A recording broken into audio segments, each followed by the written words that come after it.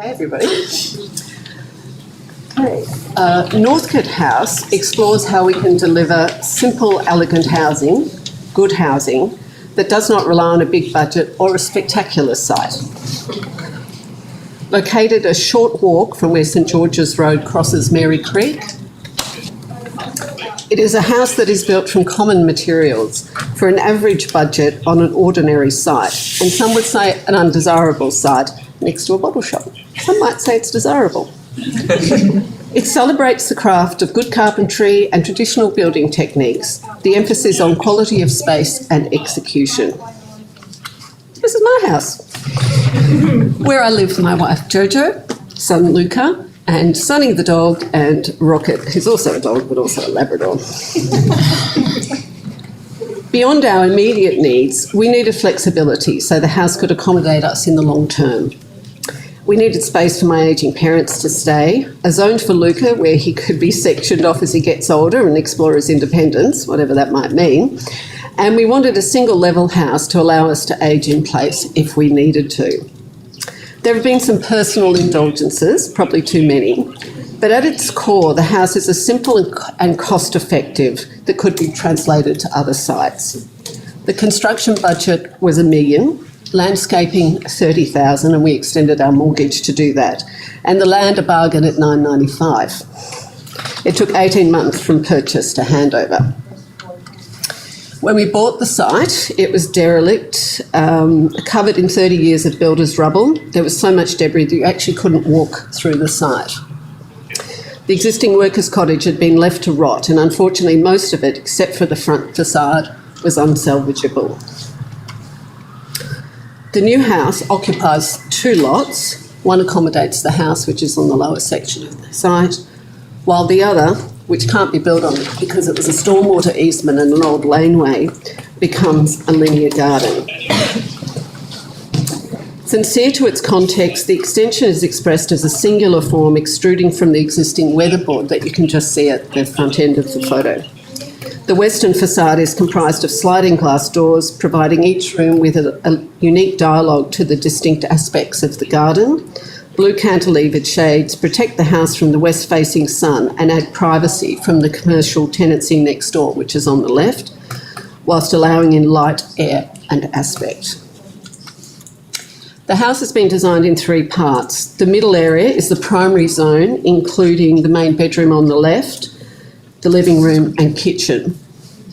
To the south, Luca has his bedroom, and the little red dots are the entries, has his bedroom, bathroom and a sitting area, mainly so he can play computer games, and this is a self-contained zone with access from the lane. To the north, the guest wing has direct access from the street, and I have a space to work from home. Such rigorous programming of zones allows for all our evolving needs to unfold without the need for further additions or alterations, or so we hope. Each bathroom is the same plan and varies depending on its window location and aspect. The ensuite, and on the left you can see the bath, the ensuite has direct access to the only bath, a stainless steel onsen hidden by the landscape. Amanda Oliver designed the garden, and I'd worked with her before on my old house. The organic plan is quite a contrast, and I did have to take a deep breath when I saw it, but I was like, let it go, to the rigour of the house. The planting is a blend of native and exotic plants, referencing the indigenous plants of the Mary Creek and the 20th century gardens of immigrants which still pepper the nearby streets. It was conceived as a series of external rooms, which are extensions to the adjacent interior spaces. So this is Lucas' room, the bath, the ensuite to the bath, our bedroom, the living room, the kitchen, and my study.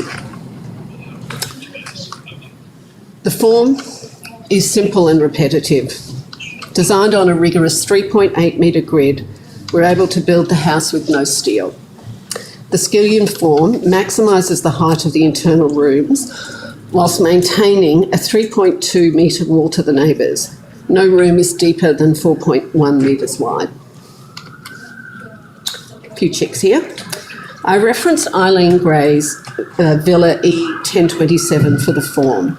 It led me to look at cruising ship decks, think Agatha Christie rather than Virgin Voyager, for the rigour of the external form and lighting. We used Joe Colombo Fresnel lights on each post and repeated these inside. There's a little bit of bespoke detailing in the stainless steel, which is a personal something that I love. And this was an opportunity for me to pay homage to the work of Gail Lenti, and so is my jacket today. Especially her Florence apartment. I love the contrast of the stainless steel to the orange linen and the celebration of the material in its most unadorned self. We commissioned Lucas Grogan to paint a mural on the old brick wall facing the street. The text referenced a wall of graffiti that was in the house. A gift to the street, we think. A pause for thought for the bottle shop traffic.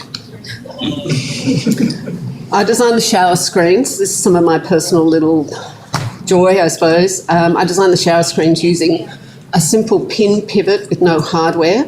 The sliding door handles, which you can see on the left, are recycled, a recycled design from our Wangaratta office. 2 minutes left. The shaving cabinets repeat the exterior light detail, reinforce this idea of a machine for living philosophy of the house, and the marble reveals, which you can see on the right, are made from offcuts that celebrate the beauty of the simple slabs. The kitchen has been designed around our fridge, something we were able to achieve due to the generosity, not that they gave it to us, for the team at Wolf Sub-Zero, and my wife, who was very tolerant. Along the eastern wall, a 25-metre hanging system holds our art and prints and other little memories that we have. On the western side, a long hardwood shelf displays curios and other mementos. The simplicity of the architecture is embellished by the richness of these items. All the core materials are builder's grade. The interior is plasterboard with hardwood shelving built on site, and all the joinery except for the kitchen was finished in laminate. The floor is mechanically polished concrete with in-slab heating, which provides thermal mass in winter, and we use pool tiles for the bathroom. We use double glazed Rylock windows, which are just a good quality residential window, matte surf mask collar bond, and motorised blinds to manage the western sun. Because the house is constructed from timber without steel, elements can be disassembled, reused or replaced. Green services are integrated. There's a 6 kilowatt solar array that we intend to expand, and a 5,000 litre water tank for water and irrigation. There's minimal hard stand areas on the exterior spaces, largely being covered in crushed rock with steppers, ensuring permeability. The re-established garden and biodiversity adds value to the occupants and the community. We think the success of the Northcote House is its high-quality execution of simple, repeated elements to realise a design that's adaptable yet still distinct. Epitomising good, affordable housing, traditional construction practices and modest interiors kept cost lows. Carefully chosen details, therefore, shine through and give space to celebrate the personality of the occupants, me and Joe, and my crazy son, our crazy son. Receptive to its context, the conceptual ambitions of Northcote House can be translated to other undesirable plots, reinvigorating vacant areas and providing a foundation for a home to flourish.